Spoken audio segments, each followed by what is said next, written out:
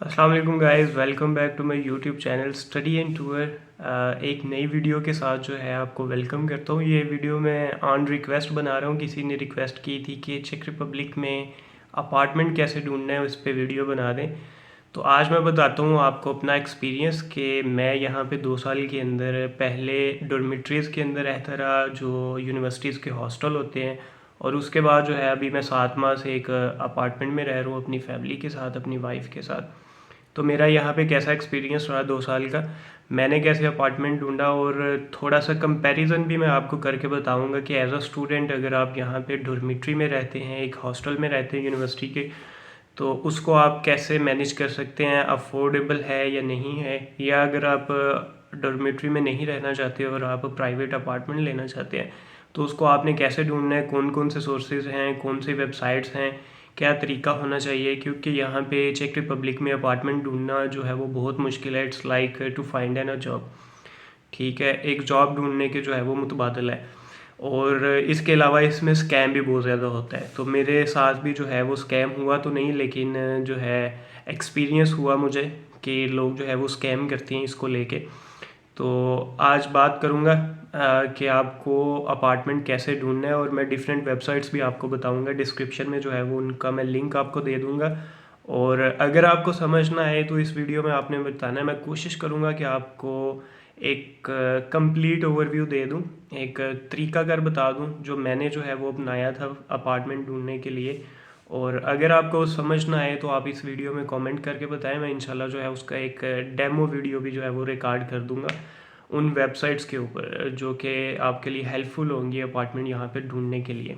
ठीक है, तो वीडियो पे मूव करने से पहले it's a humble request, kindly अगर आप चैनल पे नए हैं तो चैनल को सब्सक्राइब कर लें। चेक रिपब्लिक के वीज़ा रिगार्डिंग, स्टडी वीज़ा के रिगार्डिंग, या कोई भी वर्क परमिट से लेके आपका कोई भी क्वेश्चन है चेक रिपब्लिक को लेके, आप मुझे जो है वो कांटेक्ट कर सकते हैं। मेरी वीडियोस जो हैं वो मोर देन 70 अराउंड 80 वीडियोस जो हैं वो मेरे चैनल पे हैं। आप वीडियो से गो थ्रू हों, आपको किसी कंसल्टेंट के पास जाने की ज़रूरत नहीं है, किसी और चैनल पे जाने की ज़रूरत नहीं है। आपको सारी A to Z इन्फॉर्मेशन जो है वो मेरे चैनल पे मिलेगी।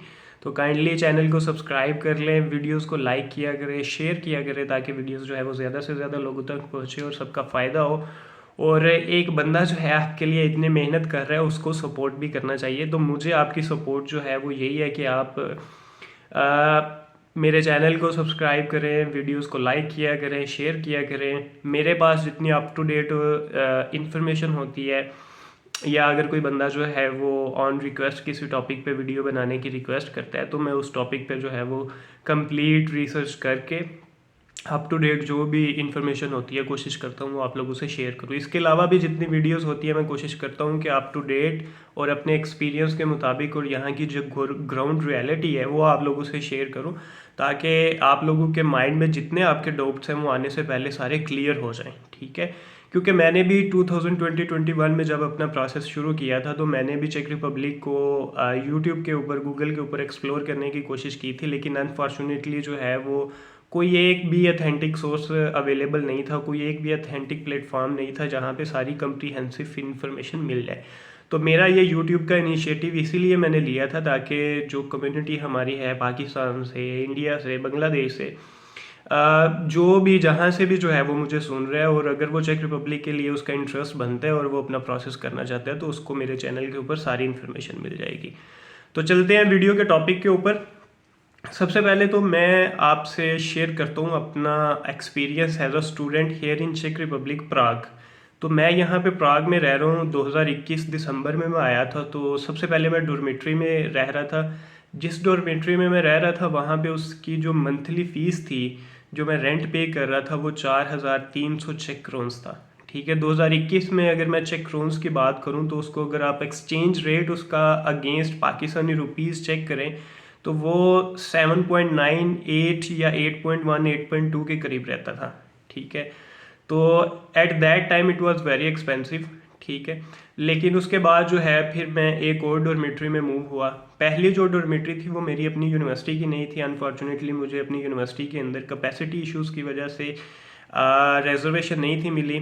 ठीक है, मेरी अकोमोडेशन वहाँ पे कंफर्म नहीं थी हो सकी। इसके लिए मुझे दूसरी डॉर्मेट्री के हॉस्टल में रहना पड़ा। तो वहाँ पे जो मैं रेंट पे कर रहा था वो था 4,300। उसके बाद फिर मैं अपनी यूनिवर्सिटी की डॉर्मेट्री में मूव हुआ, जहाँ पे मैं रेंट पे करता था तकरीबन 4,800। इसके अंदर क्या क्या फैसिलिटीज़ होती हैं डॉर्मेट्री के ऊपर, इस पे मैं अलग से बाद में बात करूँगा, ठीक है। लेकिन पहले मैं आपको एक ओवरव्यू दे देता हूँ कि यहाँ पे जो डॉर्मेट्रीज़ हैं यूनिवर्सिटीज़ की, जो हॉस्टल्स हैं, उनकी जो मंथली फ़ीस है, जो रेंट है, वो उसकी रेंज क्या है, मिनिमम कितनी है और मैक्सिमम कितनी है, ठीक। उसके बाद फिर से मुझे जो है वो डॉर्मेट्री अपनी यूनिवर्सिटी की छोड़नी पड़ी, क्योंकि यहाँ पे एक प्रैक्टिस है कुछ यूनिवर्सिटीज़ के पास, जिनके पास कैपेसिटी इश्यूज़ हैं, उनके पास नंबर ऑफ़ एप्लीकेंट्स बहुत ज़्यादा हैं ऑलरेडी। उनके पास जो लोग, जो स्टूडेंट्स रह रहे होते हैं, और उनके पास जो न्यू कमर्स फर्स्ट ईयर की जो एप्लीकेशंस आती हैं वो बहुत ज़्यादा आती है। तो वो क्या करते हैं, जो सेकंड ईयर के स्टूडेंट्स होते हैं मास्टर्स के और बैचलर्स के, उनको वो किक आउट कर देते हैं कि आप अपना जो है वो कोई और तरीका, कोई और अकोमोडेशन उसकी अरेंजमेंट करें। सम टाइम जो है वो यूनिवर्सिटीज़ इसमें हेल्प करती हैं, किसी और यूनिवर्सिटी से जो है वो कोलैबोरेट करके उनके साथ कोऑर्डिनेट करके आपको किसी और यूनिवर्सिटी की डॉर्मेट्री में अरेंज करवा देती हैं, ठीक है। लेकिन सम टाइम जो है वो ये काम आपको अपने बिहाफ पे करना पड़ता है। तो वहाँ पे अपनी यूनिवर्सिटी की डॉर्मेट्री में रहने के बाद, जहाँ पे मैं 4,800 चेक क्राउंस पे कर रहा था, फिर मुझे एक और यूनिवर्सिटी की डॉर्मेट्री में जाना पड़ा, जहाँ पे जो है वो यूनिवर्सिटी वालों ने ही रेफ़र किया था। वहाँ पे जो मैं मंथली फ़ीस पे कर रहा था वो 3,500 थी। लेकिन रिसेंटली 2023 के स्टार्ट के अंदर जो है, यहाँ पे विंटर के अंदर जब भी सेमेस्टर स्टार्ट होता है, सितंबर में सेमेस्टर स्टार्ट होता है, तो यहाँ पे जो है वो स्टूडेंट डॉर्मेट्रीज़ के अंदर बहुत ज़्यादा रश होता है, ठीक है। तो उसकी डिमांड, प्राइवेट हॉस्टल्स भी जो हैं और जो यूनिवर्सिटीज़ की डॉर्मेट्रीज़ हैं, उनके अंदर डिमांड बहुत ज़्यादा बढ़ जाती है, क्योंकि सेमेस्टर का स्टार्ट होता है। और उसके अलावा यहाँ पे एनर्जी क्राइसिस की वजह से जो है यूनिवर्सिटीज़ को सम टाइम जो है वो मंथली फ़ीस को इंक्रीज़ करना पड़ता है, ठीक है। तो रिसेंटली जो है वो 2023 के स्टार्ट में जो है 2022 के एंड में और 23 के स्टार्ट में जो है वो यूनिवर्सिटीज़ ने इंक्रीज़ की थी फीसिस, जो कि जिसकी रेंज थी 3,500 से लेके 6,700 तक। तो यहाँ पे अगर मैं करंटली बात करूँ, अगर आप किसी डॉर्मेट्री की यूनिवर्सिटी की डॉर्मेट्री में रहना चाहते हैं, तो उसकी जो मंथली फ़ीस है, जो मंथली रेंट है, वो 3,500 से लेके 6,000 तक जो है वो रेंज करता है। इसके अलावा अगर आप किसी प्राइवेट हॉस्टल में रहना चाहेंगे, तो वहाँ पे जो है वो 5,300 से लेके 11,000 12,000 तक जो है वो आपको रूम मिल जाता है। जो शेयर्ड रूम है वो आपको 3,500 से लेके 6,000 तक मिल जाएगा, और जो सिंगल रूम है वो आपको 5,500 से लेके 11,000 12,000 तक जो है वो सिंगल रूम मिल जाता है। अब बात करते हैं कि डॉर्मेट्री के अंदर अगर आप रह रहे हैं, तो सिंगल रूम, उसका इंटीरियर कैसा होता है और उसमें आपको कौन कौन सी फैसिलिटीज़ मिलती हैं, और जो शेयर्ड जो सिंगल रूम होता है उसमें और शेयर्ड रूम में क्या डिफरेंस होता है। शेयर्ड रूम में ऐसा होता है कि सम टाइम यहाँ पे यूनिट बने होते हैं। मिसाल के तौर पे एक कमरा आपकी लेफ़्ट साइड पे और एक कमरा जो है वो राइट साइड पे है। दरमियान में जो है वो कॉरिडोर है, और उस कॉरिडोर के अंदर उन्होंने क्या बनाया, टॉयलेट और जो आपका वॉशरूम है वो बनाया है, और आपका जो वॉश बेसन है वो वहाँ पे उन्होंने 2 वॉश बेसन लगा दिए हैं। एक वॉश बेसन जो है वो राइट साइड वाले के लिए, और एक वॉश बेसन जो है वो लेफ़्ट साइड वालों के लिए। और जो टॉयलेट और वॉशरूम जो है वो दोनों के लिए शेयर्ड होता है, वो कॉमन होता है दोनों का, ठीक है। इसके अलावा आपके रूम के अंदर जो फैसिलिटीज़ होती हैं, उसके अंदर जो है वो आपको एक किचन वार्डरोब मिलेगी, जिसके अंदर स्टोव पड़ा होगा, इलेक्ट्रिक प्लेट यूजुअली यहाँ पे होती है। उसके अलावा जो है वो आपको आपके रूम के अंदर फर्नीचर मिलेगा, फर्नीचर के अंदर आपका बेड होगा, आपको बेड के ऊपर जो है वो बिस्तर भी मिलेगा, हॉस्टल की तरफ से नया बिस्तर मिलेगा आपको जब आप चेक इन करेंगे। उसके साथ साथ जी है वो आपको स्टडी टेबल मिलेगा, स्टडी टेबल के साथ आपको चेयर मिलेगी, और आपकी टेबल के ऊपर जो है वो एक अदद लैंप होगा। उसके अलावा जो है डिफरेंट रैक्स आपको मिलते हैं, कबर्ड्स मिलते हैं स्टोरेज के लिए, ठीक है। आप अपना स्टफ़ वहाँ पे रख सकते हैं। कपड़ों के लिए अलग से स्टोरेज कबर्ड आपके रूम में जो है वो लगी होती है, बिल्ट इन, जिसको हम दीवार के साथ जो बिल्ट इन कबर्ड्स होते हैं, ठीक है, अलमारी जिसको कहते हैं, वो आपको मिल जाती है आपके कपड़े वगैरह रखने के लिए। इसके अलावा आपका बेड इस तरह का यहाँ पे डिज़ाइन किया जाता है कि उसके नीचे भी जो है वो आप उसको बाय ड्रैग करके, उसका पोर्शन बाय ड्रैग हो जाता है, आप उसके अंदर भी जो है वो अपना लगेज वगैरह रख के उसको बंद कर सकते हैं, उसका जो बेड का बॉटम पोर्शन होता है, ठीक है। तो इस तरह बाकी उसके अंदर जो इलेक्ट्रिसिटी है वो भी आपके रेंट के अंदर होती है। आपको रेंट के अलावा इलेक्ट्रिसिटी के अलावा आपको वाईफाई भी फ्री मिलता है।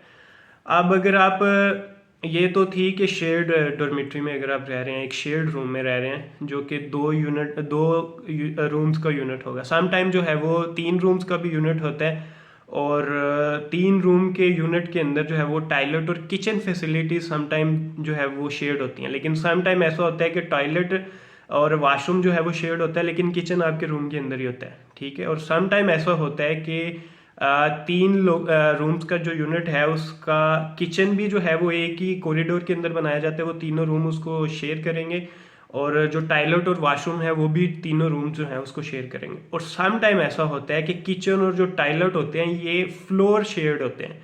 फ्लोर शेयर्ड का मतलब कि एक फ्लोर के ऊपर अगर 20 रूम्स हैं, ठीक है, तो रूम के अंदर ना तो किचन होगा और ना ही टॉयलेट होगा। उन्होंने एक जगह पे जो है वो फ्लोर के ऊपर स्टॉल टाइप जो हैं वो टॉयलेट और वॉशरूम सब के लिए बना दिए होते हैं। वो सारे फ्लोर वाले वही टॉयलेट और वॉशरूम यूज़ करेंगे, और एक ही जगह पे उन्होंने किचन बना दिया होता है बड़े साइज़ का। वहाँ पे बड़ा जो है वो आपके पास इलेक्ट्रिक स्टोव मिलता है, ओवन मिलता है, और आपको जो वहाँ पे वार्डरोब मिलेगी, जो सिंक है वो बड़े साइज़ का होता है, और स्पेस भी आपके पास इनफ होती है ताकि, क्योंकि उसको पूरे फ्लोर में यूज़ करना होता है। तो ये तो ओवरऑल ओवरव्यू था आपका यहाँ पे चेक रिपब्लिक के अंदर जितनी भी डॉर्मेटरीज हैं उनकी शेयर्ड रूम, ठीक है, इस तरह से डिज़ाइन किए गए। इसके बाद अगर मैं सिंगल रूम्स की बात करूँ तो सिंगल रूम्स के अंदर क्या होता है, सम टाइम आपका रूम जो है वो सिंगल है, उसकी वो फुली फर्निश्ड है, उसके अंदर फर्नीचर आपको सारा दिया गया है, साइड टेबल्स हैं, उसके अलावा जो है आपका बेड है, और आपकी कंप्यूटर टेबल है, स्टडी टेबल है, चेयर है, उसके अलावा कबर्ड्स हैं। लेकिन आपका जो टॉयलेट है और जो किचन है वो फ्लोर शेयर्ड है। आपका रूम तो सिंगल है, आप किसी के साथ रूम शेयर नहीं कर रहे, लेकिन जो टॉयलेट और किचन फैसिलिटीज़ हैं वो शेयर्ड हैं, वो फ्लोर शेयर्ड है, ठीक है। और सम टाइम ऐसा होता है कि 3 लोगों का जो है 3 रूम्स का जो है वो यूनिट है, उसमें हर बंदा जो है वो सिंगल रह रहा है, लेकिन 3 लोगों का रूम्स का जो यूनिट है उसके अंदर किचन और टॉयलेट फैसिलिटीज़ जो हैं वो 3 रूम्स शेयर करेंगे, ठीक है। और सम टाइम ऐसा होता है कि 2 रूम्स का यूनिट है, हर रूम के अंदर एक ही बंदा रह रहा है, तो उसकी जो वॉशरूम और टॉयलेट है और किचन है वो दोनों रूम्स शेयर करेंगे। और सम टाइम ऐसा होता है कि आप रूम में अलग हैं, 2 रूम्स का यूनिट है, आपका किचन आपके रूम में ही है लेकिन टॉयलेट और वॉशरूम जो है वो आप शेयर करेंगे, ठीक है। तो ऐसा बहुत कम चांसेस होते हैं, ऐसा है भी कुछ रूम्स इस तरह से डिज़ाइन किए हुए हैं कि आपका रूम है, ठीक है, और उस रूम के अंदर आप सिंगल रह रहे हो और आपका टॉयलेट और आपका किचन आप ही यूज़ करेंगे, कोई और बंदे के साथ आप उसको शेयर नहीं करेंगे, ठीक है। तो अब डॉर्मेट्री में रहने का फ़ायदा क्या है, अगर आप डॉर्मेट्री में रह रहे हैं तो उसकी रेंज जो है मंथली रेंट की वो 3,500 से लेके मैक्सिमम 6,000 चेक क्राउन्स तक है। उसके अंदर सॉरी, उसके अंदर आपको वाईफाई फ्री मिलेगा, इलेक्ट्रिसिटी का आपको जो है वो मंथली अलग से रेंट नहीं पे करना, उसके अलावा फुली फर्निश्ड है, आपको खुद से कुछ भी बाय नहीं करना। आप अगर डॉर्मेट्री के अंदर रह रहे हैं तो आपका जो बिस्तर है सम टाइम जो है वो 2 वीक के बाद आप उसको चेंज कर सकते हैं। आपने जो बिस्तर इस्तेमाल किया है आप उसको जो है वो शेड्यूल के मुताबिक, डॉर्मेट्री की जो एडमिनिस्ट्रेशन होती है वहाँ पे शेड्यूल होता है कि आप इस हफ्ते के अंदर जो है फ़लाँ दिन जाके अपना जो बिस्तर है, जो बेड शीट है, ठीक है, उसको आप चेंज कर सकते हैं। आप पुरानी वाली दे देंगे और नई वाली आपको मिल जाएगी, ठीक है। और सम टाइम जो है वो आप वीकली बेसिस पे भी उसको चेंज कर सकते हैं, और आप खुद से भी जो है उसको वॉश कर सकते हैं। वॉश करने के लिए लॉन्ड्री फैसिलिटीज़ जो हैं वो होती हैं, मशीन्स लगी होती हैं बड़ी बड़ी, और साथ में ड्रायर भी बड़े होते हैं, तो वो आप जो है वो पेड होती हैं, वो डॉर्मेट्री के अंदर पेड होती हैं। वो मेरे ख्याल से 20-25 करोड़ दे के आपको 1 घंटा 2 घंटा जो है वो आप मशीन यूज़ कर लेते हैं। तो अगर आप 2 हफ्ते में भी एक दफ़ा मशीन लगाएं तो आपके सारे कपड़े जो हैं वो उसमें वॉश हो जाते हैं। तो ये कोई एक्सपेंसिव नहीं है। इसके कंपैरिजन में अगर मैं बात करूं अपार्टमेंट पे, ठीक है। अपार्टमेंट यहाँ पे चेक रिपब्लिक में स्पेशली प्राग के अंदर अपार्टमेंट ढूंढना जो है वो बहुत मुश्किल है। ठीक है, यहाँ पे रिसेंटली यूक्रेनी रेफ्यूजीज जो हैं वो बहुत ज़्यादा मूव हुए हैं, तो उनकी वजह से यहाँ पे अपार्टमेंट्स की जो कैपेसिटी है उसमें फार्नर्स के लिए एक बड़ी मुश्किल है। उनको अपार्टमेंट ढूंढना जो है वो बहुत मुश्किल हो जाता है। स्पेशली स्टूडेंट्स को यहाँ पे अपार्टमेंट इतनी जल्दी नहीं देते ओनर्स जो हैं, क्योंकि जब तक आपके साथ कोई फैमिली ना हो, आपकी वाइफ ना हो, ठीक है, या आपके साथ आपकी गर्लफ्रेंड ना हो, आपका पार्टनर ना हो, तो आपको अपार्टमेंट जो है वो बहुत मुश्किल से मिलता है। अब अपार्टमेंट ढूंढने के लिए डिफरेंट वेबसाइट्स हैं। बेज रियलिटी है, expats.cz है, एस रियलिटी है, फेसबुक है, डिफरेंट प्लेटफॉर्म्स हैं जिनको यूज़ करके आप अपार्टमेंट यहाँ पे ढूंढ सकते हैं। इन सब के लिंक्स जो है वो मैं वीडियो के डिस्क्रिप्शन में आपको दे दूंगा। आप वहाँ पे जाके, कुछ वेबसाइट्स जो हैं वो फ्री हैं, कुछ वेबसाइट्स जो हैं वो पेड हैं। मैंने जिस वेबसाइट के थ्रू अपार्टमेंट ढूंढा था वो है बिज रियलिटी, जो कि एक पेड वेबसाइट है। वहाँ पे जो है आपको ओनर को या किसी भी एजेंसी को कमीशन नहीं देना होता। ठीक है। अब यहाँ पे तरीका क्या होता है कि सबसे पहले आप वेबसाइट पे जाते हैं, ठीक है, वहाँ पे आप फ़िल्टर लगाते हैं कि मुझे इस लोकेशन पे चाहिए, इतने एरिया या इतने डायामीटर के अंदर चाहिए। लेट से आप कहते हैं कि मुझे इस पॉइंट से 10 किलोमीटर अवे जो है पूरे सर्कल के अंदर अगर अपार्टमेंट मिल जाए तो मैं उसके लिए एग्री हूँ। वहाँ पे डिफरेंट फ़िल्टर्स होते हैं। आपकी मिसाल के तौर पे रिक्वायरमेंट है कि मुझे इतनी प्राइस के इस रेंज के अंदर जो है वो अपार्टमेंट चाहिए, तो वेबसाइट्स इस तरह से डिज़ाइन किए गए हैं कि आप वहाँ पे जाके अपनी रिक्वायरमेंट्स के मुताबिक फ़िल्टर लगाएंगे। तो फ़िल्टर के बाद जो है वो आपको जो अवेलेबल उनके पास ऑप्शंस होते हैं वो वेबसाइट आपको शो करती है। आप उस जो लिस्टिंग हुई हुई है डिफरेंट ओनर्स की तरफ से, डिफरेंट जो हाउसिंग एजेंसीज हैं उनकी तरफ से, आप उस पर क्लिक करेंगे। उसके अंदर क्या होता है कि पूरे अपार्टमेंट की पिक्चर्स आपके पास होती हैं और समटाइम जो है वो वीडियोस होती हैं, और साथ में उसकी डिस्क्रिप्शन भी लिखी होती है कि इस अपार्टमेंट के अंदर क्या क्या फैसिलिटीज़ हैं, इसका साइज़ क्या है, इसकी लोकेशन क्या है, और इसकी जो रेंटिंग की डिटेल है वो क्या है। ठीक है, वो कितना मंथली रेंट चार्ज करेगा, उसकी क्या टर्म्स एंड कंडीशंस होंगी, और उसके बाद जो है वो सिक्योरिटी डिपॉजिट आपसे कितना लेगा ओनर, और आप जो है उसके साथ अपॉइंटमेंट कैसे बुक कर सकते हैं, उस ओनर के साथ कांटेक्ट कैसे कर सकते हैं। ठीक है, तो यहाँ पे जो प्राइवेट वेबसाइट्स हैं और जो फेसबुक मार्केट प्लेस है, यहाँ पे ज़्यादातर जो है वो हाउसिंग एजेंसीज हैं। ठीक है, जो कि आपसे जब आप अपार्टमेंट उनके थ्रू हायर करते हैं, रेंट करते हैं, तो आप उनको कमीशन देते हैं एक महीने का जो रेंट होता है। मिसाल के तौर पे आप जिस अपार्टमेंट को रेंट करने जा रहे हैं उसका जो मंथली रेंट है वो होगा 20,000 चेक क्रोन्स, और उसके अलावा जो है वो ओनर आपसे लेगा एक मंथ का सिक्योरिटी डिपॉजिट 20,000 चेक क्रोन्स, और समटाइम जो है वो 2 माह का सिक्योरिटी डिपॉजिट भी लेते हैं। तो 2 माह का सिक्योरिटी डिपॉजिट 40,000। उसके अलावा जिस एजेंसी के थ्रू आपने जो है, या जिस एजेंट के थ्रू आप उस अपार्टमेंट को हायर कर रहे हैं, वो क्या करेगा, 20,000 equal to rent of 1 month वो आपसे कमीशन लेगा। ठीक है, आपका जो प्रोसेस वो आपको करके दे रहे हैं। लेकिन जो बिज रियलिटी जो पेड जो है वो वेबसाइट है, वहाँ पे आपको मंथली सब्सक्रिप्शन मिल जाती है 400 चेक क्रोन्स में 3 माह के लिए। तो वहाँ पे जो है वो डायरेक्ट लैंडलॉर्ड से आपका कांटेक्ट होता है, और वहाँ पे आपको किसी को कमीशन नहीं देना होता, और वहाँ पे चांसेस होते हैं कि आपको अपार्टमेंट इजीली मिल जाता है। तो जब आप किसी भी लिस्टिंग के ऊपर जो है वो कमेंट करते हैं, अब आपने क्या करना है, आपने पहले से जो है वो अपना एक ब्रीफ इंट्रोडक्शन बनाना है। आप या आपके साथ जितने भी साथ में लोग रहेंगे, आपकी फैमिली है या आपके फ्रेंड्स हैं, जो भी है, आप अगर अप्लाई कर रहे हैं अपने बिहाफ के ऊपर, तो आपने एक ब्रीफ इंट्रोडक्शन बनाना है कि दिस इज़ जो है Ali Awais, I am from Pakistan, I live here in Prague as a student as well as I work in that company as a this, और I have been living here for 2 years, for 5 years, for 1 year। ठीक है, I don't like pets, I don't drink alcohol, I don't smoke, I will keep the apartment neat and clean.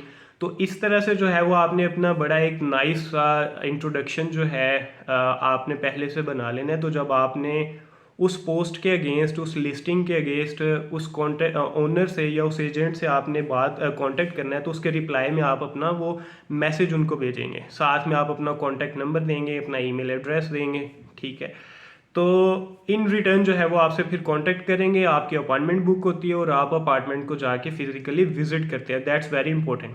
ठीक है, आपको apartment को physically visit करना है। ठीक है, सम टाइम ऐसा होता है कि जो स्कैमर्स होते हैं वो आपको फोटोज इतनी लग्जरी दिखाएंगे, अपार्टमेंट इतना अच्छा दिखाएंगे और उसके मुकाबले में जो उसका रेंट उन्होंने लिखा होता है वो बहुत कम लिखा होता है। तो आपको समझ आना चाहिए, जो स्पेशली ये फेसबुक के ऊपर होता है, कि ये एक स्कैमर है। उसके बाद वो आपको क्या करेगा, वो कहेगा कि आप जो है, मैं आपको अभी से कॉन्ट्रैक्ट बना के सेंड करता हूँ आपके नाम का, आपके पास जितने भी स्टूडेंट्स या दोस्त रहना चाहते हैं, मुझे कोई प्रॉब्लम नहीं है। वो कॉन्ट्रैक्ट बनाएगा, वो आपको कहेगा कि आप इनिशियल डिपॉजिट करवाएं, उसके बाद जो है वो फलान दिन जो है हम एक जो उसकी विजिटिंग डेट है, जो अपॉइंटमेंट है वो बुक कर लेंगे। तो आपने कभी भी जो है वो किसी को एडवांस पेमेंट नहीं करनी।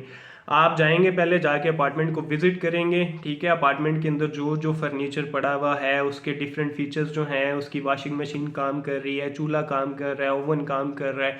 ठीक है, अगर फर्नीचर जो है कहीं पे कोई डिफेक्ट तो नहीं है, प्लास्टर तो नहीं ख़राब, खिड़कियाँ ठीक हैं, फर्नीचर ठीक है, आपने पूरे अपार्टमेंट की जो है वो इंस्पेक्शन करनी है। ठीक है, और कोशिश करें कि उसकी एक शॉर्ट वीडियो बना लें।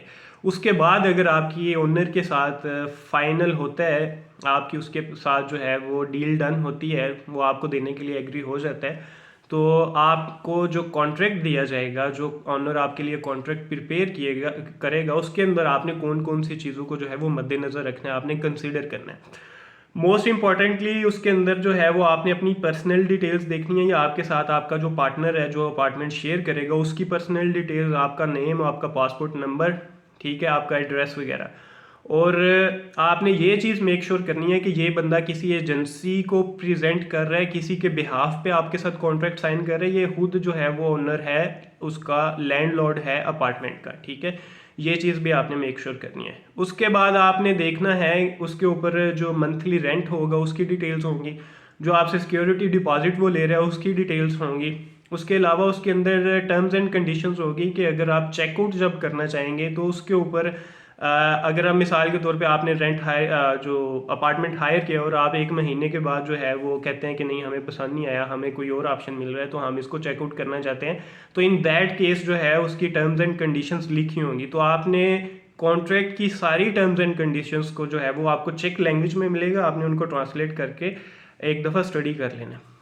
तो ये एक तरीकाकार है यहाँ पे। अब होता क्या है कि आप जब अप्लाई करना शुरू करेंगे तो आपने अगर दिन में 20 जगह पे जो है वो 20 पोस्टों के ऊपर आपने अप्लाई किया, आपने रिप्लाई किया, तो आपको इन रिटर्न रिप्लाई नहीं आएगा, रिस्पॉन्स ही नहीं आता। लेकिन बिज रियलिटी जो एक वेबसाइट है जो कि पेड है उसकी सब्सक्रिप्शन, वहाँ से जो है वो रिस्पॉन्स आता है। और मैंने भी जो है उसी वेबसाइट के थ्रू अपार्टमेंट रेंट किया था, और इसमें कंपटीशन बहुत ज़्यादा, बिज रियलिटी के ऊपर भी या दूसरी लिस्टिंग वेबसाइट्स के ऊपर भी जब आप अपार्टमेंट को विजिट करने जाते हैं तो देखेंगे कि आप वहाँ पे आप जा रहे हैं, आपसे पहले कोई गया हुआ था, आपका जब टाइम जो है वो ओवर हो रहा है, आपके बाद भी कोई आ रहा है। तो मैंने पर्सनली जो है इसमें बहुत स्ट्रगल की, और उस स्ट्रगल से गुजरने के बाद जो है मुझे फाइनली एक अपार्टमेंट, बहुत अच्छा अपार्टमेंट मिला था जिसमें मैं अभी वक्ती तौर पे रह रहा हूँ।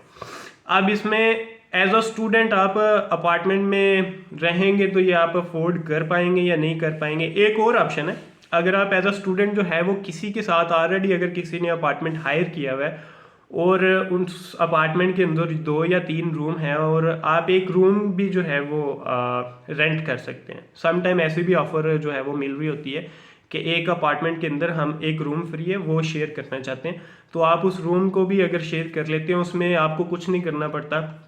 वो अपार्टमेंट जिसने हायर किया होता है आप उससे कांटेक्ट करेंगे, वो आपको जो है वो अकोमोडेशन कॉन्ट्रैक्ट दे देगा आपका, और उसी को आपने जो है वो मंथली उसका रेंट पे करना होता है। ठीक है, तो उसमें जो है वो ज़्यादा हेडेक नहीं होती। तो शेयर्ड रूम जो है एक अपार्टमेंट के अंदर यहाँ पे 7,000 से लेके 10,000 तक जो है वो मिल जाता है। इसके अलावा प्राइवेट रूम जो है, सिंगल रूम किसी प्राइवेट हॉस्टल के अंदर यहाँ पे 10 से 12,000 में मिल जाता है। एक अपार्टमेंट जो है वो यहाँ पे सिंगल रूम का 1+1 जो है यहाँ पे कहते हैं जिसको, या स्टूडियो टाइप जो अपार्टमेंट होता है, या 1+KK जिसके अंदर ही किचन होता है, वो आपको मिलेगा 12 से लेके 16,000 तक। ठीक है, तो वो भी डिपेंड करता है कि उस अपार्टमेंट का साइज़ क्या है। मिनिमम जो है वो 27 मीटर स्क्वायर और मैक्सिमम जो है वो सम टाइम 45-50 मीटर स्क्वायर होता है, ठीक है। मैं जिस अपार्टमेंट में रह रहा हूँ वो 50 मीटर स्क्वायर है और इट्स प्रीटी एक्सपेंसिव, लेकिन बहुत अच्छा अपार्टमेंट है, फुली फर्निश्ड है, नीट एंड क्लीन है, इट्स ब्रांड न्यू।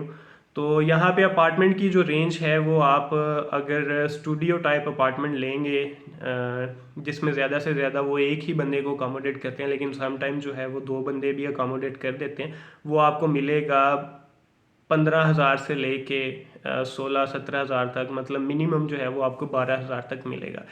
ज़्यादा से ज़्यादा जो है वो आपको 21-22 हज़ार तक जो है वो मिलेगा।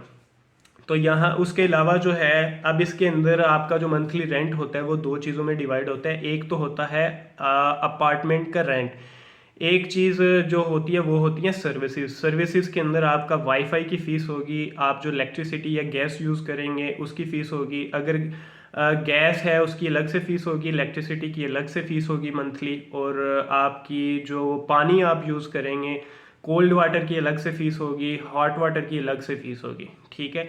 तो जो ऑनर्स होते हैं जो लैंडलॉर्ड्स होते हैं उन्होंने क्या किया होता है कि एक रफ एस्टिमेट लगा के एक मंथली सर्विसेज की फीस जो है वो फिक्स कर देते हैं। मिसाल के तौर पे अगर किसी का रेंट है टोटल 22,000, अब उसमें से उसका जो अपार्टमेंट है उसका रेंट है 16,000, 16,000 में से जो 6,000 है वो उसकी सर्विसेज है, ठीक है। सबको वाईफाई को, इलेक्ट्रिसिटी को, गैस को, वाटर को मिला के उसकी, या उसकी अपार्टमेंट की जो कॉमन एरियाज़ की क्लीनिंग होती है उस सब को मिला के ओवरऑल जो है वो सर्विसेज उसको मंथली पे करनी है 6,000।